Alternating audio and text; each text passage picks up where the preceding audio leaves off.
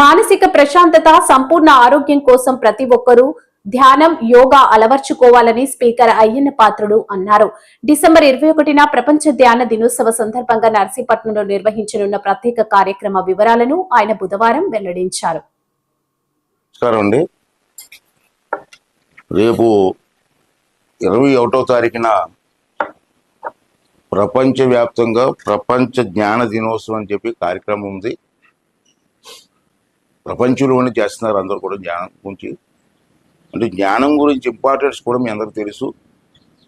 ఇప్పుడు ఉన్నటువంటి పరిస్థితుల్లో ప్రతి వాడు, చిన్న పిల్లవాడి దగ్గర నుంచి పెద్ద ముసలివాడి వరకు రోజు టెన్షన్లే. మనకి ఎందుకు టెన్షన్ పడతాం మాకు తెలియదు, కానీ టెన్షన్.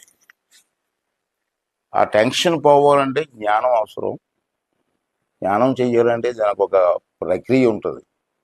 కళ్ళు మూసుకొని కూర్చొని జ్ఞానం కాదు. కొంతమంది కళ్ళు మూసుకుంటారు, ఏదో ఆలోచిస్తుంటారు. అలా కాదు. జ్ఞానం కనుక ఒక ప్రక్రియ ఉంది. ఆ ప్రక్రియ కష్టం కాదు, ప్రతివాడు చేయొచ్చు. చిన్న పిల్లవాడి నుంచి పెద్దవాడి వరకు చేయొచ్చు. దాన్ని అలవర్చుకోవాల్సిన అవసరం ఉంది. అందుకే అప్పుడు పెద్దలందరూ కలిసి ప్రపంచవ్యాప్తంగా జ్ఞాన దినోత్సవం అంటే అన్ని గ్రామాల్లో కూడా చేయొచ్చు ఇది.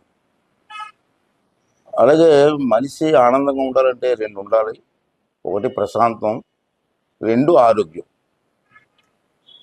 ప్రశాంతం కూడా ముఖ్యం, అందుకే జ్ఞానం. ఆరోగ్యం కోసం యోగా. ఈ రెండు కానీ ప్రతి వారికి అలవాటు చేయగలిగితే మనుషులు ఆనందంగా ఉంటారు. మనుషులంతా ఆనందంగా ఉండి ఆరోగ్యంగా ఉంటే ప్రపంచం కూడా ఆనందంగా ఆరోగ్యంగా ఉంటుంది. ఇది మెయిన్ సూత్రం.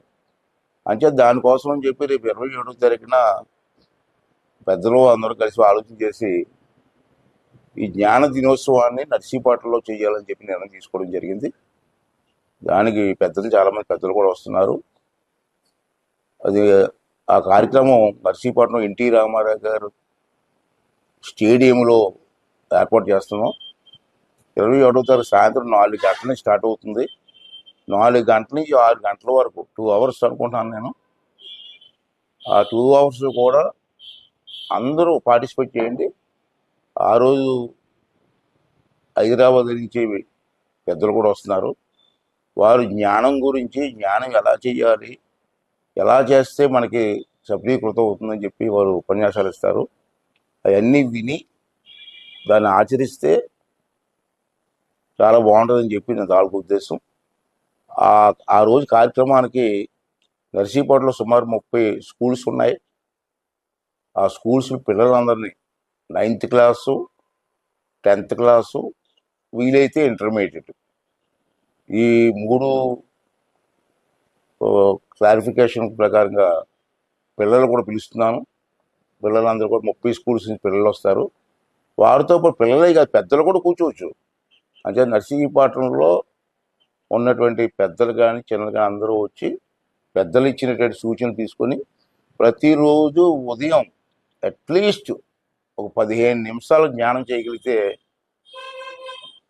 ఇల్లంతా బాగుంటుంది, మనంతా ఆరోగ్యంగా ఉంటాం. ఈ కార్యక్రమాన్ని నర్సీపట్నంలో చాలా బాగా చేస్తున్నాం. రాష్ట్ర వ్యాప్తంగా చేస్తారనుకుంటున్నాను, కానీ నర్సీపట్నంలో చేయాలని డిసైడ్ చేసాం. అంటే నర్సీపట్నం టౌనే కాదు, నర్సీపట్నం నియోజకవర్గంలో అన్ని మండలాల నుంచి కూడా ఇంట్రెస్ట్ ఉన్నవాళ్ళు, దీని మీద ఆలోచన ఉన్నవాళ్ళు, ఇంట్రెస్ట్ ఉన్నవాళ్ళు అందరూ కూడా పార్టిసిపేట్ చేసి ఈ కార్యక్రమాన్ని విజయవంతం చేయవలసిందిగా ప్రతి ఒక్కరిని కూడా కోరుకున్నానండి.